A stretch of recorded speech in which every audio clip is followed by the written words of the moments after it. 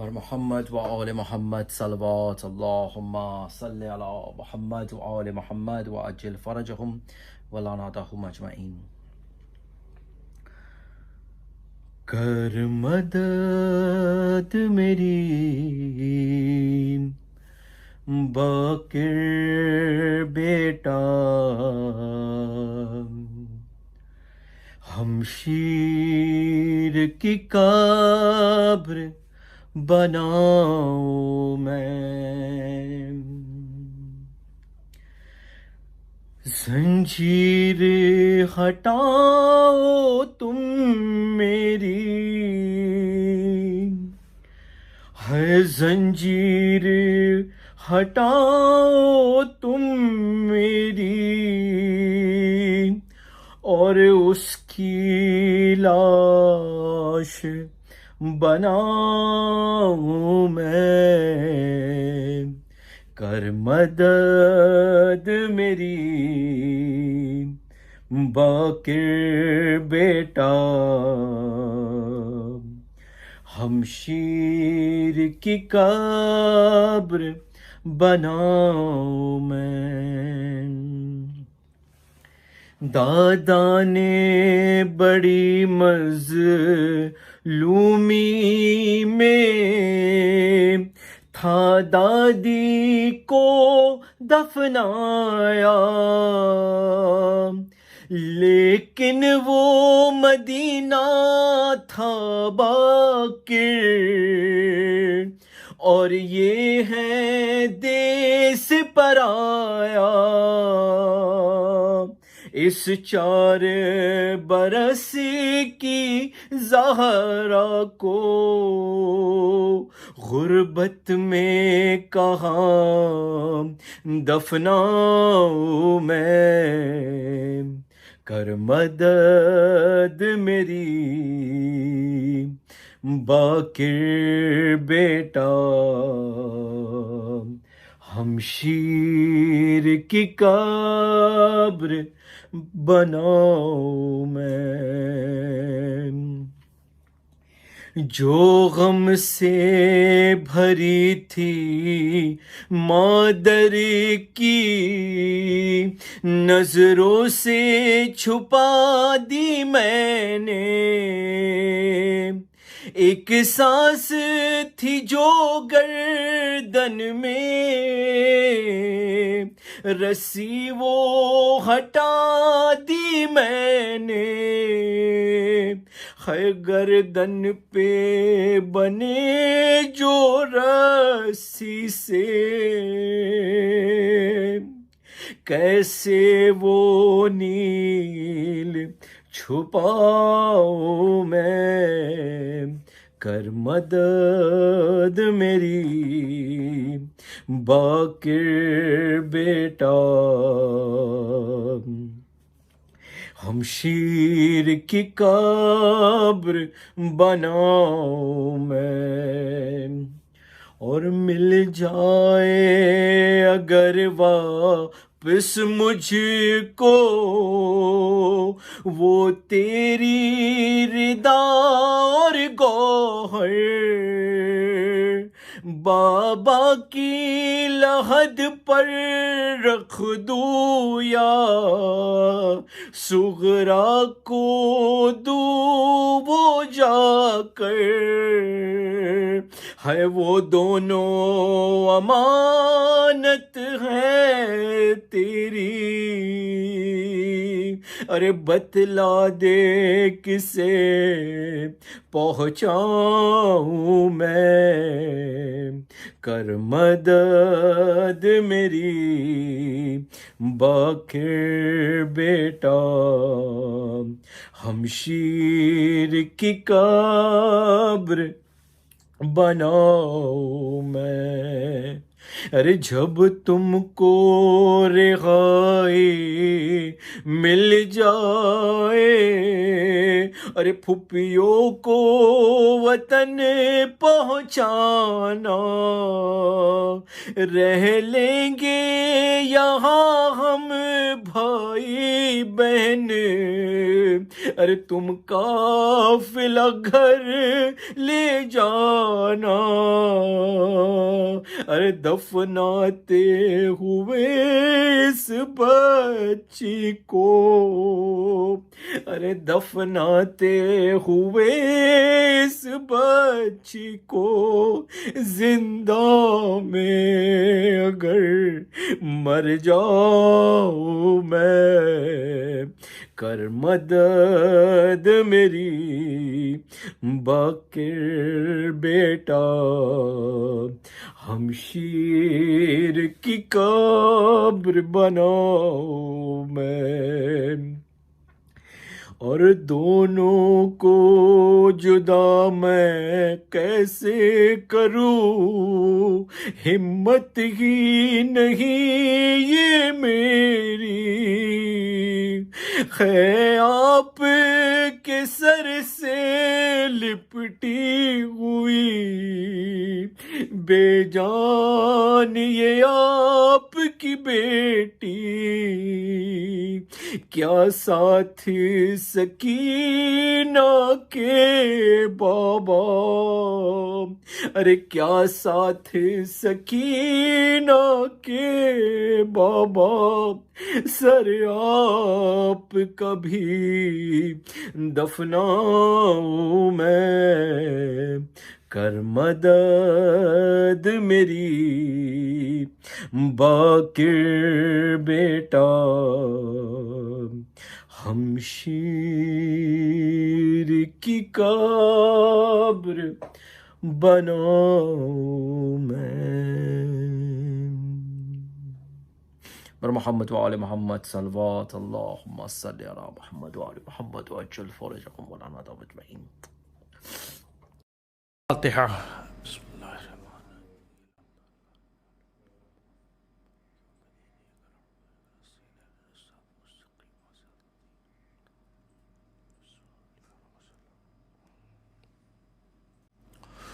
اعوذ باللہ من الشیطان اللعین الرجیم.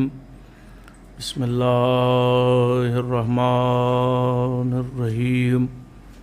الحمد للہ رب العالمین، والصلاة والسلام علی رسول الثقلین، محبوب رب المشرقین والمغربین، جد الحسن والحسین، ابی القاسم محمد، اللہم صلی علی محمد وآل محمد، واہل بیتہ الطیبین الطاہرین، ولعنۃ اللہ علی اعدائہم اجمعین، من یومنا ھذا الی قیام یوم الدین. اما بعد، فقد قال رسول اللہ صلی اللہ علیہ وآلہ وسلم: اولنا محمد واوسطنا محمد وکلنا محمد وآخرنا محمد. صلوات بھیجے محمد والے اللہم صلی علی محمد وآل محمد. حضرات گرامی قدر، کیونکہ یہ مجلس شب شہادت امام محمد باقر علیہ السلام کے سلسلے سے منعقد ہو رہی ہے، اسی مناسبت سے میں نے آپ کے سامنے سرکار ختمی مرتبت کے ایک بہت مشہور اور معروف قول کو سرنامہ گفتگو قرار دیا ہے، جس میں آپ نے فرمایا کہ میرا پہلا بھی محمد ہے، میرا اوسط بھی محمد ہے، میرا آخر بھی محمد ہے، اور میرے کل کے کل محمد ہیں. اس کے بعد پیغمبر نے فرمایا کہ اگر تمہارے سامنے کوئی قول آ جائے اور یہ نہ معلوم ہو کہ یہ کس محمد کا ہے تو تم کسی بھی محمد سے منسوب کر دینا، اس لیے کہ یہاں قول و فعل میں فرق نہیں ہوتا ہے۔ جو پہلا کہتا ہے وہی آخری کہتا ہے، اور جو آخری کہتا ہے وہی پہلا کہتا ہے۔ ہمارے پاس وہی سلسلہ ہے جس میں سب کے سب محمد ہیں اور سب کے سب علی ہیں۔ بہت مختصر سے وقت میں اپنی بات کو تمام کرنا ہے، اور کوشش یہی رہے گی کہ امام کے سلسلے سے گفتگو ہو۔ اللہ نے سب سے پہلے اپنے حبیب سرکار ختمی مرتبت حضرت احمد مجتبی محمد مصطفیٰ صلی اللہ علیہ وآلہ وسلم کو خلق کیا اس دنیا میں، اور پوری کائنات کو ان کی محبت میں بنایا، اور ان کے بعد 1,23,999 انبیاء بھیجے، اور پھر آخر میں اپنے حبیب کو بھیجا۔ رسول اس دنیا میں آئے اس اللہ کی وحدانیت کو منوانے کے لیے، اور انہوں نے یہی کہا کہ قولوا لا الہ الا اللہ تفلحوا، لا الہ الا اللہ کہو اور فلاح پا جاؤ۔ جو لا الہ الا اللہ کہے گا وہی فلاح پائے گا۔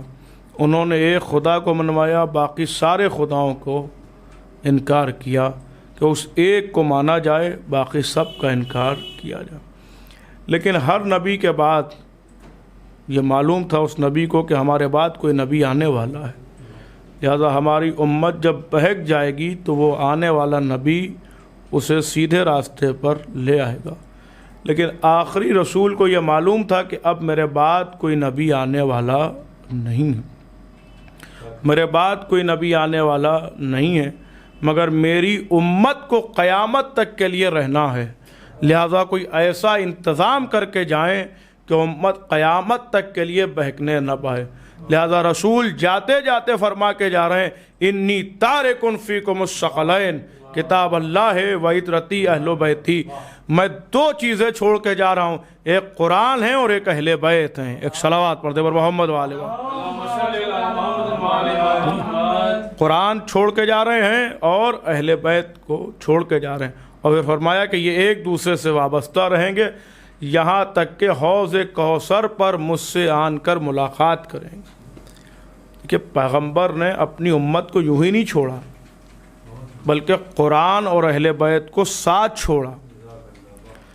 یعنی پیغمبر بتانا چاہتے ہیں کہ جو قرآن کو لے لے وہ بھی گھاٹے میں ہے، اور جو صرف اہل بیت تک آ جائے اس کی سمجھ میں قرآن نہیں آ سکتا ہے، اور جو قرآن تک پہنچ جائے اس کی سمجھ میں خالی اہل بیت اگر نہیں آ رہے ہیں تو قرآن کو دیکھنا ہوگا، اور قرآن سمجھ میں نہیں آ رہا ہے تو اہل بیت کو دیکھنا ہوگا، اس لیے کہ یہی ایک دوسرے کے لیے ہیں۔ قرآن اور اہل بیت ایک دوسرے کے لیے ہیں۔ اگر قرآن کی آیتیں سمجھ میں نہیں آ رہی ہیں تو اعمال اہل بیت دیکھیے، جو وہ عمل انجام دیتے جا رہے ہیں وہ قرآن بنتا جا رہا ہے، اور ان کے ہر عمل پر آیت کا اترنا اس بات کی دلیل ہے کہ اللہ کسی اور کے عمل کو آیت نہیں بناتا ہے، بس اہل بیت ہی کے عمل کو آیت بناتا ہے، کسی اور کے عمل کو آیت نہیں بناتا ہے۔ اگر یہ سو جائیں تو آیت آتی ہے، یہ چلیں تو آیت آتی ہے، یہ بولیں تو آیت آئے، یہ سوئیں تو آیت آئے، یہ انگوٹھی دے تو آیت آئیں، یہ روٹیاں بھیجے تو آیت آئے۔ قرآن صرف اور صرف انہی کی مدح میں نازل ہوا ہے۔ اب سمجھے پیغمبر فرما رہے ہیں کہ میں دو چیزیں چھوڑ کے جا رہا ہوں، ایک قرآن اور ایک اہل بیت۔ اور اس کے بعد جو اہل بیت کا سلسلہ ہے، پیغمبر نے یوں ہی نہیں کہا بلکہ ایک ایک کا نام بھی بتایا، اور میں ولدیت کے بتایا کہ کوئی اور اہل بیت میں شامل ہونے کی کوشش نہ کرے۔ اپنے بعد جو 12 چھوڑے ان کا تعارف کرایا کہ اس میں پہلے علی ہوں گے، دوسرے حسن ہوں گے، تیسرے حسین ہوں گے، چوتھے علی ابن الحسین ہوں گے، پانچویں محمد باقر ہوں گے، چھٹے امام جعفر صادق ہوں گے، ساتویں موسی کاظم ہوں گے، آٹھویں علی ابن موسی رضا ہوں گے، نویں محمد تقی ہوں گے، 10ویں علی النقی ہوں گے، 11ویں حسن عسکری اور 12ویں مہدی آخر الزماں ہوں گے۔ یہ سلسلہ امام رسول نے جاتے جاتے بیان کیا کہ میرے بعد تمہاری ہدایت کے لیے یہ 12 ہوں گے، نام بھی بتایا، اور اس میں پہلی ذات کا ہر منزل پر تعارف بھی کرایا کہ دنیا پہلے کو پہچان لے تاکہ 12 تک پہچانتی رہے۔ ایک صلوات پڑھ دے اور محمد والے پہلی منزل پر، اور اس کے بعد 12 تک کے نام گنوائے کہ یہ علی ہوں گے، امام حسن ہوں گے، امام حسین ہوں گے۔ اسی سلسلے کی ایک کڑی ہے ہمارے اور آپ کے 5ویں امام، امام محمد باقر علیہ السلام۔ دیکھیے اللہ نے اپنے حبیب کو ایک عظیم المرتبت بیٹی عطا کی۔ دیکھیے ذرا سی یہ تاریخ ہے تاکہ میرے سننے والوں تک ایک تاریخ بھی پہنچ سکے، جہاں بھی یہ مجلس جائے وہ اس بات کو محسوس کریں جو تاریخی حقائق ہیں کہ اللہ نے اپنے حبیب کو ایک عظیم المرتبت بیٹی عطا کی، فاطمہ جیسی بیٹی، ام ابیہا جیسی بیٹی، صدیقہ جیسی بیٹی، ایسی عظیم المرتبت بیٹی عطا کی، اور اس وقت عطا کی کہ جب لوگ بیٹیوں کو حقارت سے دیکھ رہے تھے۔ رسول نے تعظیم بیٹی کی کر کے بتایا کہ بیٹیاں باپ کے لیے زحمت نہیں ہوتی ہیں، رحمت بن کے آیا کرتی ہیں۔ بیٹیاں باپ کے لیے زحمت بن کے نہیں آتی ہیں بلکہ رحمت بن کے آتی ہیں۔ اب اس بیٹی کے رشتے کی بات تھی، دیکھیں سنیے گا، ہو سکتا ہے کوئی بات ہو، اس بیٹی کے رشتے کی بات تھی تو مولا علی کے ساتھ عقد ہوا۔ پوری دنیا جانتی ہے مولا علی کے ساتھ عقد ہوا۔ ستارے نے در علی پر آ کے سجدہ کیا، وہ پیغمبر بنا عقد علی و فاطمہ کا۔ ستارے کو اللہ نے پیغمبر بنایا عقد علی و فاطمہ کا۔ ابھی پہلی ہی ذی الحجہ کو آپ نے اس سلسلے میں پروگرام بھی کیے ہوں گے، عقد مولا کائنات، عقد بی بی سیدہ۔ اللہ نے 2 نوروں کو ایک کیا، فاطمہ اور علی کو ملایا۔ فاطمہ اور علی کو ملایا، جب یہ 2 نور ایک ہوئے تو کائنات کو 2 عظیم نور عطا ہوئے۔ ایک صلوات پڑھے ور محمد والے۔ امام حسن اور امام حسین جیسے 2 عظیم نور عطا ہوئے، 2 امام ملے، دونوں حجت بھی ہیں، دونوں معصوم بھی ہیں، دونوں والراسخون فی العلم کے مالک بھی ہیں، دونوں عالم علم لدنی بھی ہیں، دونوں راکب دوش نبی بھی ہیں، دونوں سیدہ شباب اہل الجنہ بھی ہیں۔ اتنی فضیلتیں ہیں۔ وہ 2 عظیم المرتبت بیٹے کسے عطا ہوئے؟ کہ مولا علی کو عطا ہوئے، بی بی سیدہ کو عطا ہوئے۔ اس کا مطلب یہ ہوا کہ جب وہ خالق کسی علی کو کسی فاطمہ سے یا کسی فاطمہ کو کسی علی سے ملاتا ہے تو دنیا کو کوئی امام ملتا ہے۔ کہ سنیے، شاید میں بات کر لے جاؤں کہ دنیا کو کوئی امام ملتا ہے۔ پھر اللہ نے امام حسن علیہ السلام کو ایک بیٹی عطا کی، اس بیٹی کا نام بھی فاطمہ، اس بی بی کا نام بھی فاطمہ، اور مولا حسین کو ایک بیٹا عطا کیا، ان کا نام علی۔ دیکھیں ان کا نام علی، میں نے کہا کہ یہ تاریخ ہے جو میں آپ کے سامنے پیش کر رہا ہوں۔ ہمارے اور آپ کے چوتھے امام علی ابن الحسین علیہ السلام، جو امام حسین علیہ السلام کے بیٹے ہیں، ایک دن مدینے میں تھے، بہت کم سنی کا عالم ہے، کہ مروان سے ملاقات ہوئی تو مروان نے پوچھا کہ آپ کا کیا نام ہے؟ تو کہا علی۔ کہا آپ کے اور بھائی ہیں؟ کہا ان کا کیا نام ہے؟ کہا علی۔ تو مروان نے کہا آپ کے بابا کو اور کوئی نام نہیں ملتا سوائے علی کے؟ تو امام نے کوئی جواب نہیں دیا بلکہ پلٹ کے گھر آئے اور بابا سے کہا کہ بابا آج مروان ملا تھا۔ تو کہا کیا ہوا؟ کہ اس نے پوچھا کہ آپ کے بابا کو کوئی اور نام نہیں ملتا؟ تو امام حسین نے جو جملہ ارشاد فرمایا، ہماری جانیں قربان ہو جائیں، فرمایا کہ آپ جب مروان ملے تو اس سے کہہ دینا کہ اگر اللہ قیامت تک کے مجھے بیٹے عطا کرتا تو ہر بیٹے کا نام علی ہوتا، ہر بیٹے کا نام علی ہوتا، اور قیامت تک کہ اگر اللہ مجھے بیٹیاں عطا کرتا تو ہر بیٹی کا نام فاطمہ ہوتا، اس لیے کہ اللہ نے نہ علی سے بہتر کوئی نام خلق کیا ہے، نہ فاطمہ سے بہتر کوئی نام خلق کیا۔ ایک صلوات پڑھ دے اور محمد و آل محمد۔ نہ علی سے بہتر کوئی نام خلق کیا ہے، نہ فاطمہ سے بہتر کوئی نام خلق کیا ہے۔ پھر امام حسن کو جو بیٹی عطا ہوئی ان کا نام بھی فاطمہ، مولا علی کو جو مولا حسین کو جو بیٹا عطا ہوا اس کا نام بھی علی، اس کا نام علی۔ پھر قدرت نے ایک علی اور ایک فاطمہ کو ملایا۔ ٹھیک ہے، میں نے ابھی عرض کیا کہ جب علی و فاطمہ ملتے ہیں تو کائنات کو امام عطا ہوتا ہے۔ پھر اللہ نے ایک علی اور فاطمہ کو ملایا تو دنیا کو 5واں رہبر ملا محمد باقر کی صورت میں۔ ایک صلوات پڑھ دے اور محمد و آل محمد۔ ہمارے 5ویں امام پہلی رجب سن 57 ہجری کو اس دنیا میں تشریف لائے۔ پہلی رجب سن 57 ہجری کو اس دنیا میں تشریف لائے۔ فہرست امامت میں، فہرست امامت میں یہ اکیلا امام ہے کہ جو ننیہال سے بھی ہاشمی ہے اور ددیال سے بھی ہاشمی ہے۔ ہمارے 5ویں امام کی شان ہے کہ یہ ننیہال سے بھی ہاشمی ہیں اور ددیال سے بھی ہاشمی ہیں۔ اور آپ غور کریں، دیکھیں ہو سکتا ہے کوئی بات ہو، پہلی رجب سن 57 ہجری کو امام اس دنیا میں آئے۔ سلسلہ امامت کے 5ویں ہیں اور سلسلہ عصمت کے 7ویں ہیں۔ 7 اور 5 12 اور پہلی رجب سن 57 ہجری کو پیدا ہوئے ہیں۔ 57 کو سامنے رکھیے تو 7 اور 5 5 اور 7 12، دیکھیے 57 سامنے رکھیے، 5 اور 7 12، وہاں بھی 12 یہاں بھی 12، اور آپ کی عمر شریف بھی 57 برس ہے، لہذا 5 اور 7 12، امام کا سلسلہ ہی 12 ہے۔ کیا آپ غور کر رہے ہیں کہ نہیں کر رہے ہیں؟ امام کا سلسلہ ہی 12 سے ہے۔ بتایا جا رہا ہے کہ 12 کے بغیر دنیا کا گزارا ہی نہیں ہو سکتا ہے۔ ایک صلوات پڑھ دے اور محمد و آل محمد۔ وہی ہمارے 5ویں امام ہیں۔ بس چند باتیں امام ہی کے سلسلے سے عرض کروں گا اور بات تمام ہو جائے گی۔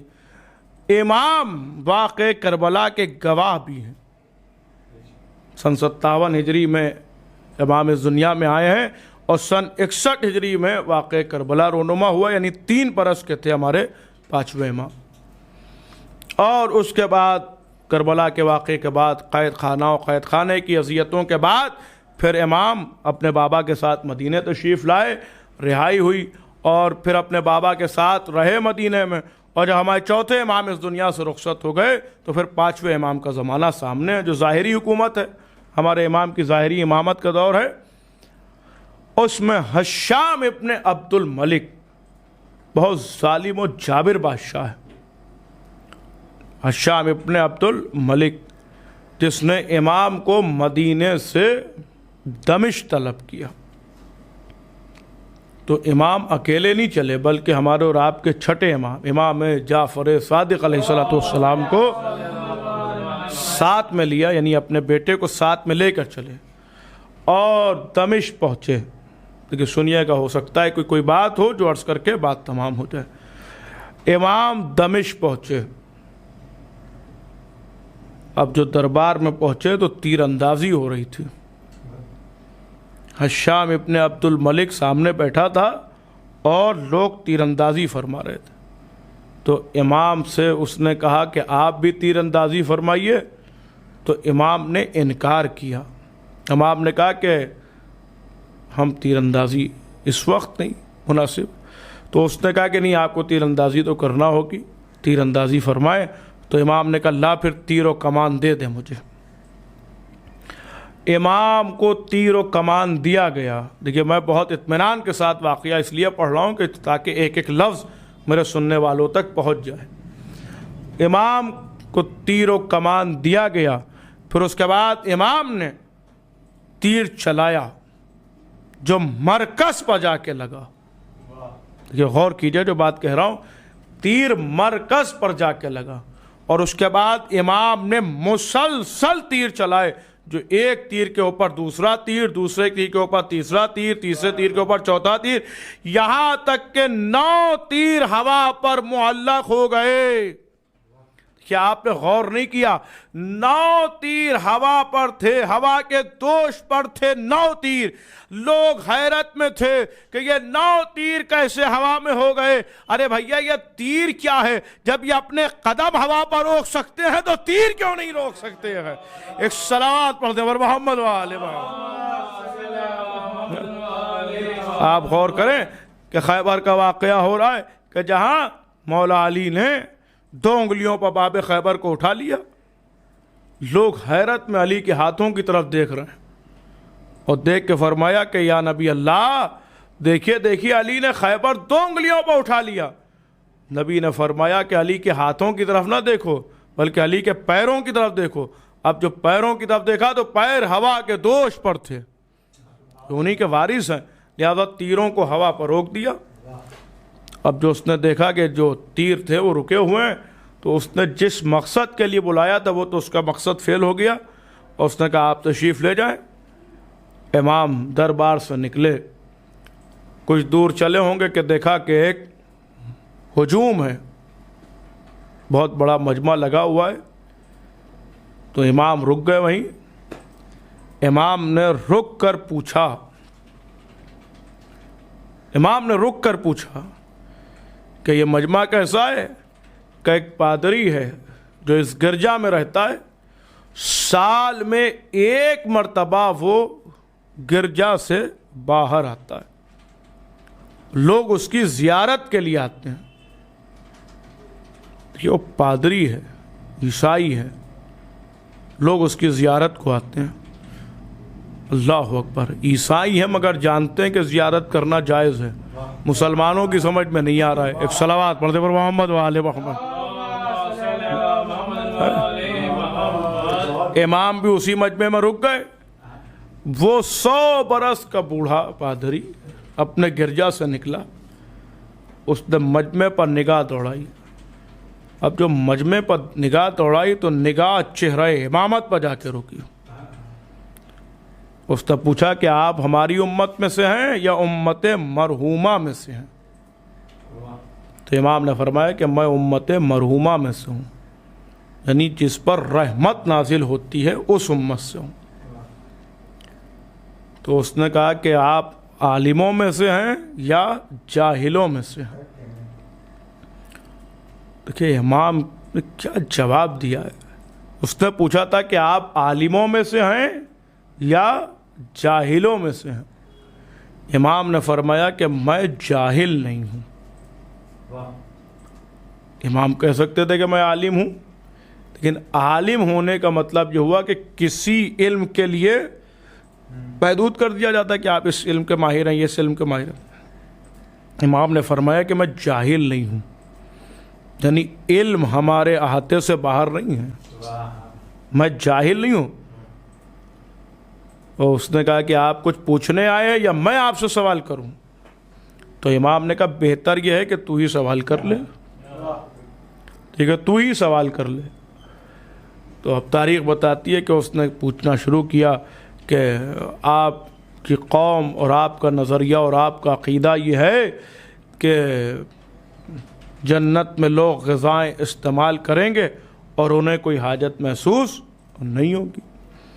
اس کی دنیا میں کوئی مثال ہے؟ تو امام نے کہا بالکل سامنے کی مثال موجود ہے کہ شکم مادر میں بچہ رہتا ہے, سب کچھ کھاتا ہے مگر اسے کچھ حاجت محسوس ہوتی ہے؟ 9 مہینے شکم مادر میں بچہ رہتا ہے, وہ سب کچھ کھاتا ہے, اسے کچھ حاجت محسوس ہوتی ہے؟ اور اس نے کہا کہ آپ لوگوں کا یہ بھی عقیدہ ہے, یہ سنیے گا, یہ بھی عقیدہ ہے کہ جنت میں لوگ غذائیں استعمال کریں گے اور غذاؤں میں کوئی کمی نہیں آئے گی, اس کی دنیا میں کوئی مثال ہے؟ تو امام نے فرمایا کہ اس کی بالکل سامنے کی مثال موجود ہے. ایک چراغ جلا اور اس سے 1000 چراغ روشن کر یہ بتا کہ اس کی روشنی میں کمی آئے گی یا نہیں آئے گی؟ کہ روشنی میں کمی نہیں آئے گی۔ کہ پھر سوچ اللہ کی قدرت میں کیسے کمی آ سکتی ہے؟ لوگ غذائیں استعمال کریں گے اور غذاؤں میں کوئی کمی نہیں آئے گی۔ دیکھیں یہ ہے ہمارے پانچویں امام، وہ جنت کے مالک بھی ہیں، جنت کے مالک بھی ہیں۔ میں نے ابھی اولاً عرض کیا تھا کہ یہ ننیہال سے بھی ہاشمی ہیں اور ددھیال سے بھی ہاشمی ہیں۔ اب دنیا میں بڑی بڑی ریاستیں ہوتی ہیں، بڑی بڑی جائیداد ہوتی ہے، اور وہ جب تقسیم ہوتی ہے تو کچھ ننیہال کی طرف بھی جاتی ہے اور ددھیال کی طرف بھی آتی ہے۔ کچھ حصہ نواسوں کو ملتا ہے، کچھ حصہ پوتوں کی طرف جاتا ہے، تو ددھیال میں بھی حصہ ہوتا ہے اور ننیہال میں بھی حصہ ہوتا ہے۔ بڑی بڑی ریاستوں میں یہ ہوتا ہے۔ اب چھوٹے چھوٹے لوگ جھگڑا کر رہے ہوں تو اس کی بات کیا کی جائے؟ ایک صلوات پڑھے پر محمد والے ہو۔ بڑی بڑی ریاستوں میں یہ ہوتا ہے کہ یہ ننیہال والوں کا ہے یا ددھیال والوں کا ہے، اور اگر کوئی ایک لوتا وارث ہوتا ہے تو وہ پوری ملکیت کا مالک ہوتا ہے، وہ پوری ملکیت کا مالک ہوتا ہے، چاہے ننیہال پہ ہو اور چاہے ددھیال کا معاملہ ہو۔ لیکن ہمارے پانچویں امام قسم خدا کی سنیے، ننیہال سے بھی جنت کے مالک ہیں اور ددھیال سے بھی جنت کے مالک ہیں۔ اس لیے کہ نانا بھی سردار جنت ہے اور دادا بھی سردار جنت ہے۔ ایک صلوات پڑھ دے پر محمد والے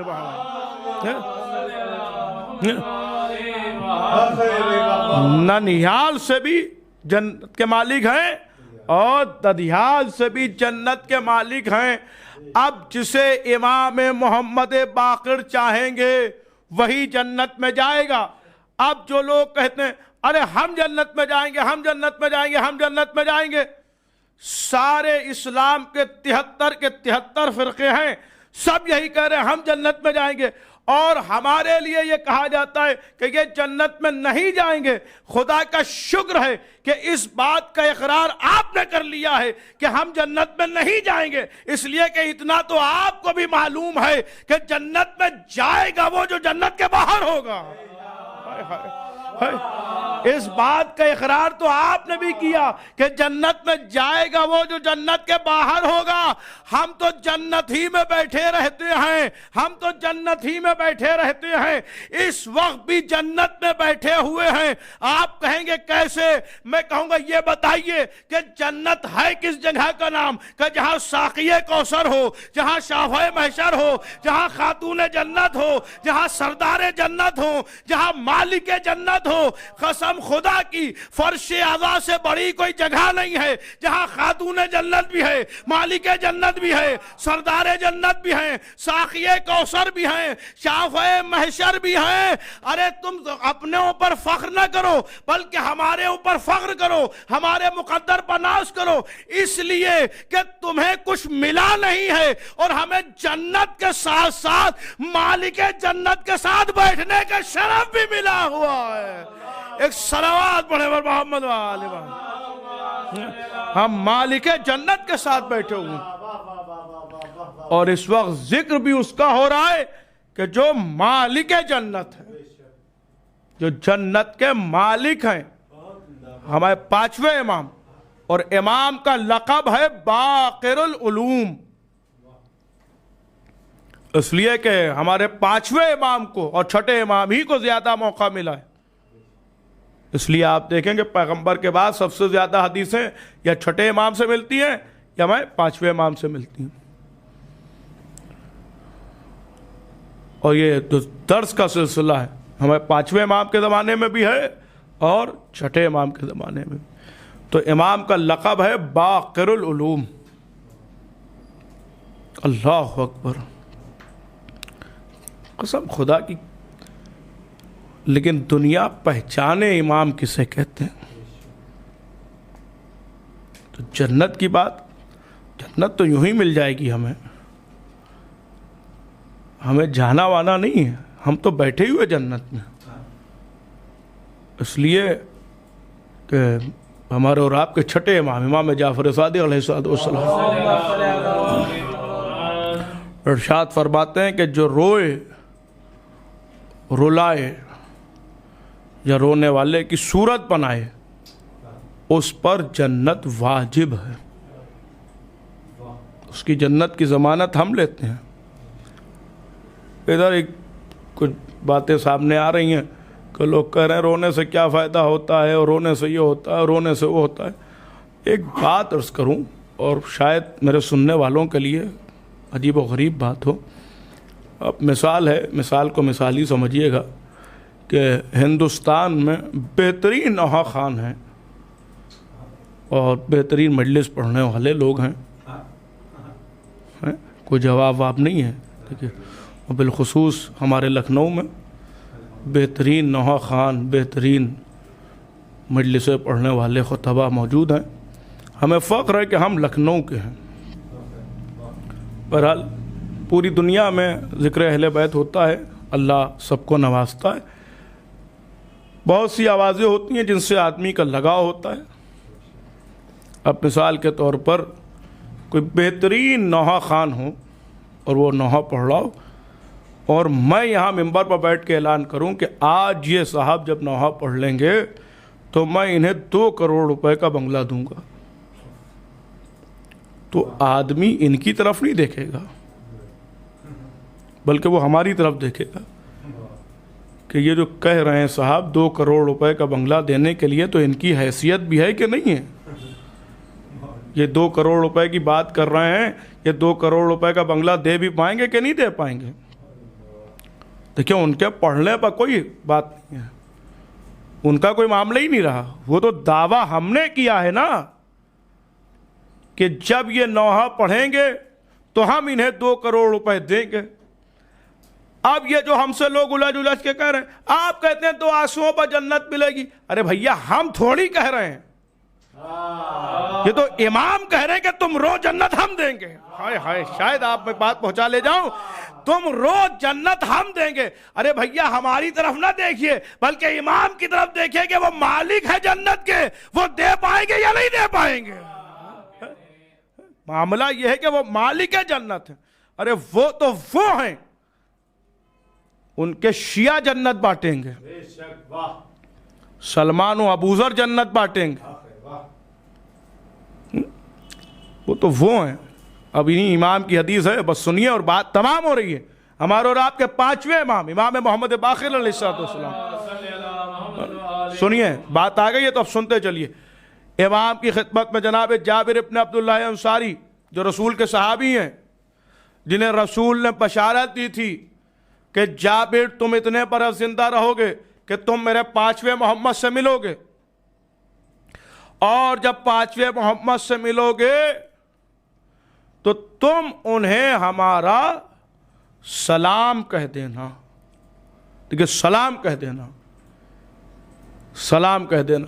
تاریخ کہتی ہے پہلے محمد کا زمانہ گزرا، دوسرے محمد کا زمانہ گزرا، تیسرے محمد کا زمانہ گزرا، چوتھے محمد کا زمانہ گزرا، اور اب 5ویں محمد کا زمانہ آ گیا، اور جناب جابر بہت ضعیف ہو چکے ہیں، آنکھوں سے نظر بھی نہیں آتا ہے صحیح سے۔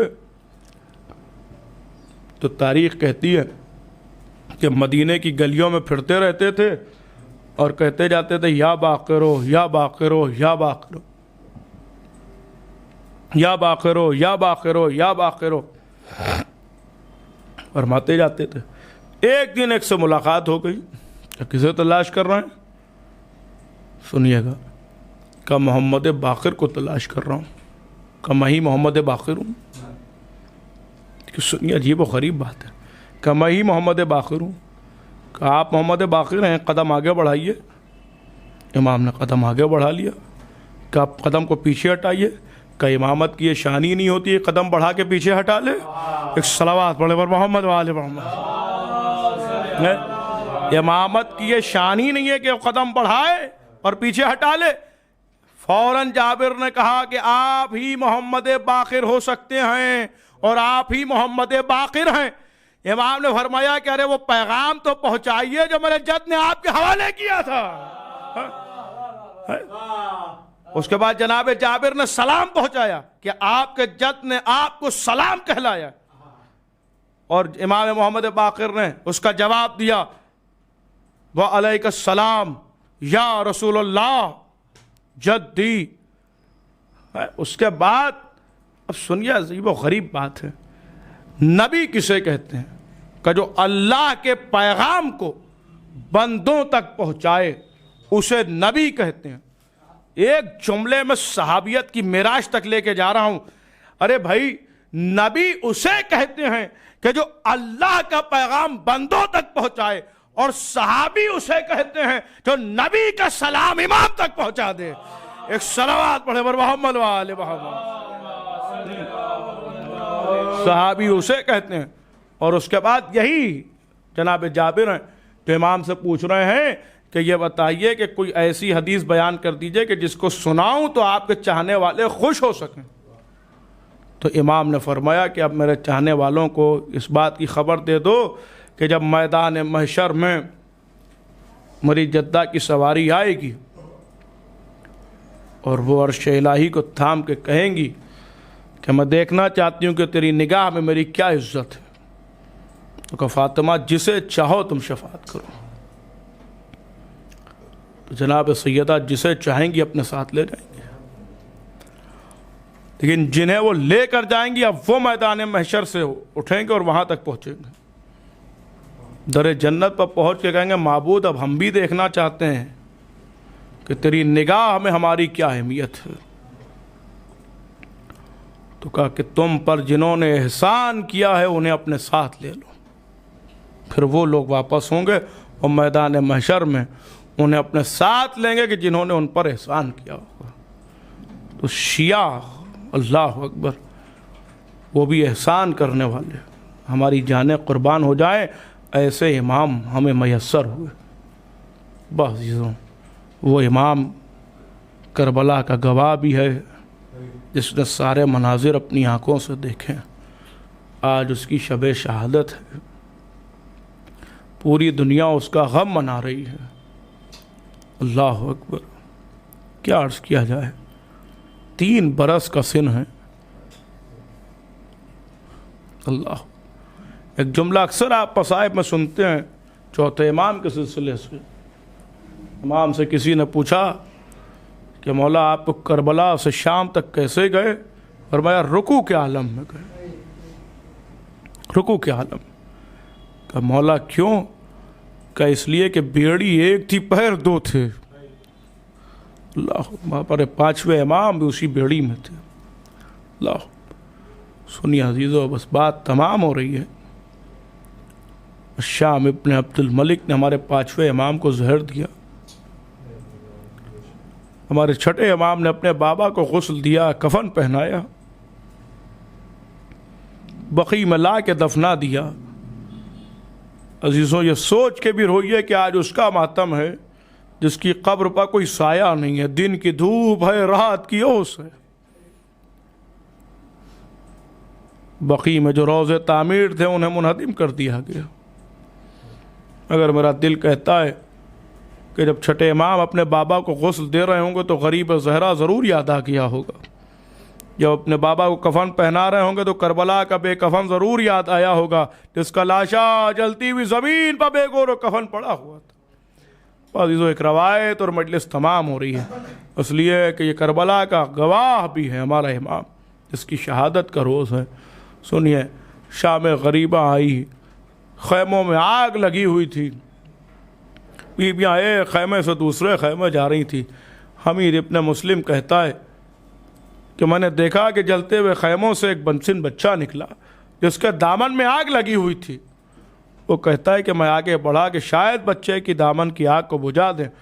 وہ بچے نے کہا کہ آنے والے اگر بتانا ہے تو وہ اتنا بتا دے کہ مجھے عباس دلاور کدھر ہیں. وہ کہتا ہے میں نے فرات کا اشارہ کیا، بچہ تیزی سے فرات کی طرف دوڑا. حمید کہتا ہے میں پیچھے پیچھے گیا کہ دیکھوں بنی ہاشم کے بچے مصیبت کے وقت کیا کہتے ہیں. وہ کہتا ہے میں عجب منظر دیکھا.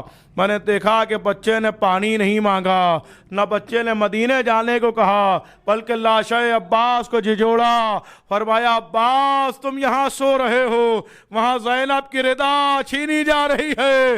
اے عباس تم یہاں سو رہے ہو، وہاں سکینہ کے تماچے مارے جا رہے ہیں.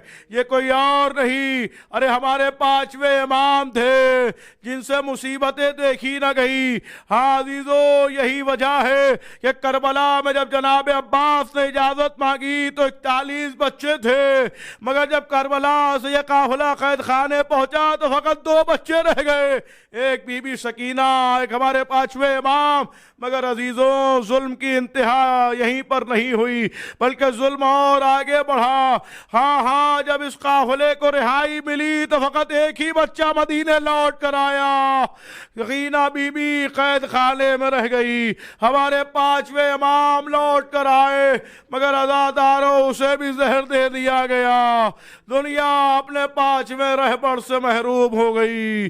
آج اسی امام کا ماتم ہو رہا ہے. واہ حسین واہ مظلوم سیعلم الذین ظلموا ای منقلب ینقلبون انا للہ و انا الیہ راجعون. جلتے ہوئے خیموں سے زینب کی صدائی، عباس کہاں ہو تم؟ جلتے ہوئے خیموں سے زینب کی صدائی، عباس کہاں ہو تم؟